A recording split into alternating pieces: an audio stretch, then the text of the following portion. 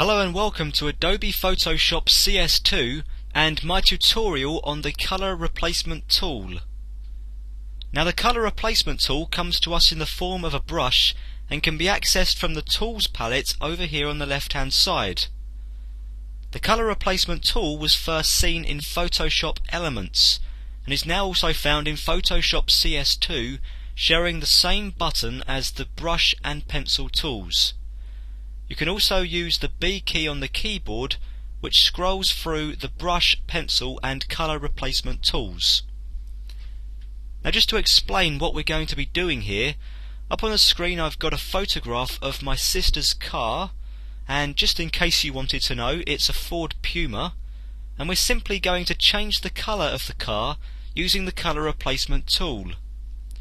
So with the color replacement tool selected, let's take a look at what options we have for adjusting the tool. Now as we said, we're using a variant of the brush tool, so the first option we get is brush size. If we click the downward facing arrow, it will reveal the brush setting dialog box. Now I'm going to set the size of the brush as we're going along, so I'll leave that option alone for a second, but I'm going to have to make sure I'm using a fairly hard brush with the smallest spacing setting, which is 1%. The next option is the blending mode, and if you're up to speed with the HSB color mode, you'll find these a lot easier to understand. HSB being hue, which is the actual color, saturation, which is the intensity of the color, and brightness, which is the luminosity value. So if we use the hue mode, we'll just be affecting the colour and not the luminosity or brightness values. If we switch to the saturation mode, we'll affect the intensity of the colour but not the colour itself or the brightness. And if we use the colour mode, we'll affect the hue and saturation but not the brightness. And finally, by using the luminosity mode, we'll be affecting the brightness value but not the actual colour or saturation.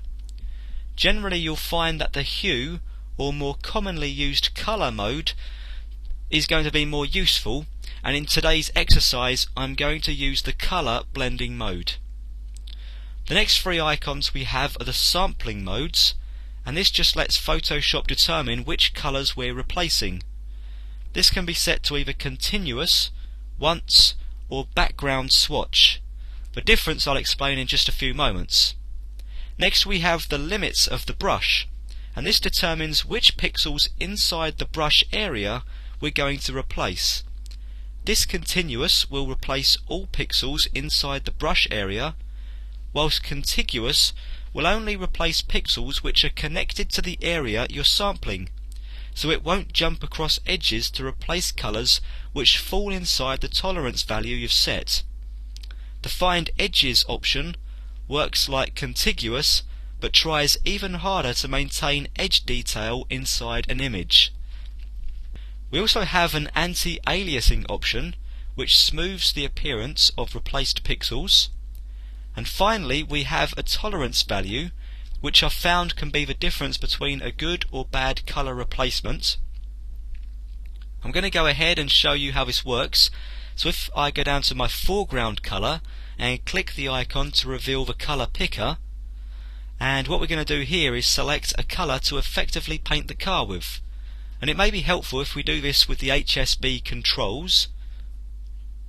So in the hue field we want to enter a value of 60, which is measured in degrees, as this particular value is based on the standard colour wheel. We want to add a saturation of 100% and then a brightness value of 100%, and we'll click OK. Now we can zoom in just a touch and get the size of our brush about right. We can do that by using the bracket keys, or we can change the brush size like I showed you before. Now we're going to make sure our sampling is set to once and that we're using the Find Edges setting. and I'm going to set the tolerance value to 100% and start brushing away on the paintwork below the window. Now you can see that we're getting some of the rubber seal around the window, and that's because we're selecting too many pixels, meaning we've got our tolerance value set too high. If I go ahead and set a tolerance of 1%, you can see that we're now not getting enough pixels.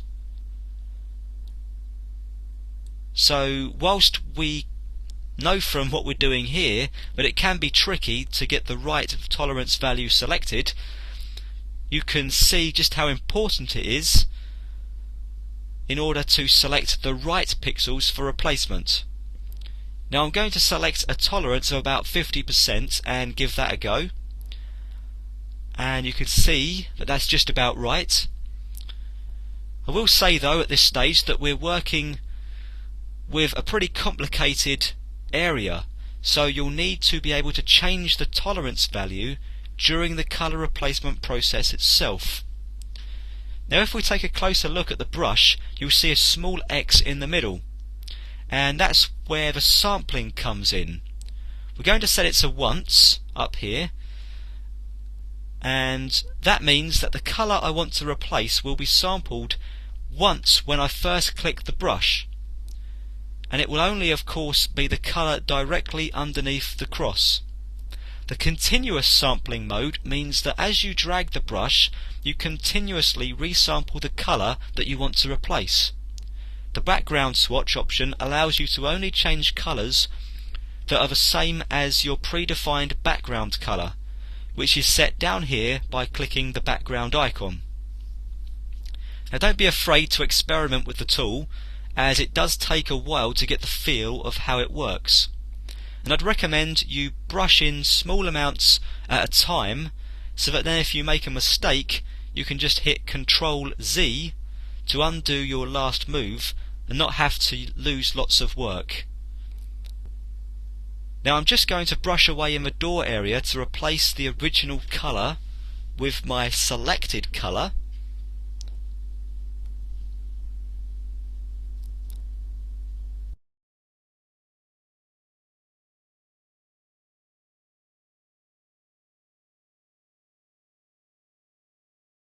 Also, you'll need to get into the habit of changing your brush size as you work, and that makes it far easier to get into those small areas.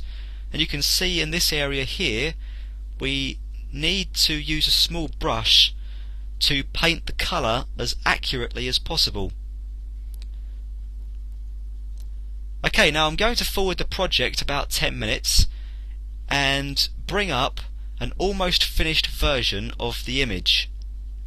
Now I just wanted to demonstrate how we can paint back in details that we didn't want to lose in the first place.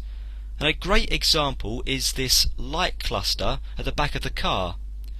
Now say I've accidentally painted it yellow, which I have of course, but I don't like it, so I want to bring back the original colours. And a great way of doing that is by using the history brush tool over here in the tools palette. The shortcut is Y on the keyboard incidentally. Now with this tool selected, we need to select a history state to paint back in, and we do that by bringing over our history palette and making sure in the first history state we have the source for the history brush selected by clicking this icon here. Now any touching up that we do will replace what's currently on the screen with what's selected as a source point in the history palette. So if I start brushing away inside this light cluster, we're going to bring back our original pixels.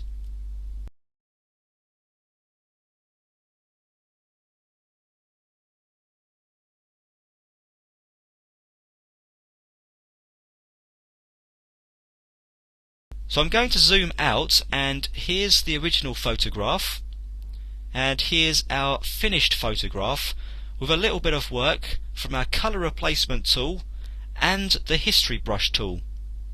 I hope you found this tutorial helpful. Thanks very much for watching.